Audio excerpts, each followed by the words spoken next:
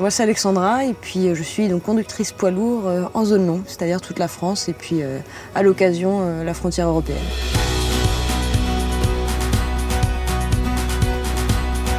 Le trait de caractère qui me définirait le mieux.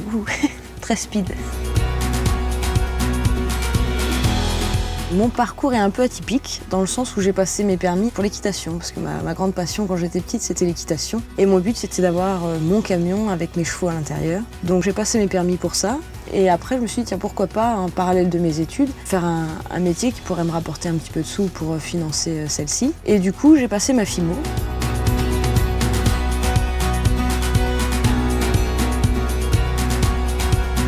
Donc, quand j'ai commencé, je rentrais en 3e année de licence en ergonomie et expertise du mouvement. Et je me voyais pas rester à temps plein, malgré que j'aime l'ergonomie et cette façon un petit peu de résoudre les problèmes pour améliorer le confort de travail des gens.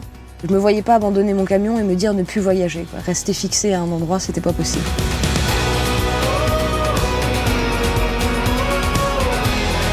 Être une femme sur la route, je vois pas la difficulté. Moi, chaque petite difficulté, en fait, pour moi, c'est un challenge et j'ai toujours besoin de me dépasser. Donc je vois plutôt ça dans la forme un petit peu de l'amusement, être capable de dire moi aussi je sais faire, moi aussi je sais faire. Après, j'ai jamais eu de soucis en termes de relations avec mes collègues masculins au sein de l'entreprise.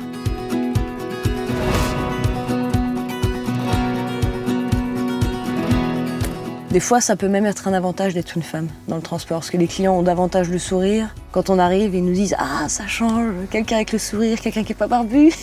Par contre, tu sens que tu as peut-être besoin de davantage faire les choses par rapport aux hommes, c'est-à-dire de faire encore mieux peut-être, pour vraiment montrer que tu as les capacités et que c'est possible pour une femme de travailler. Il faut faire ses preuves.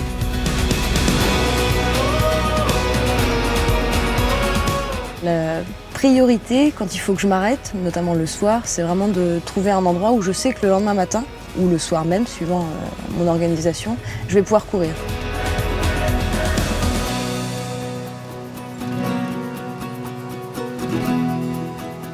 Je fais aussi la course d'orientation ou du raid multisport où il y a cette notion d'orientation.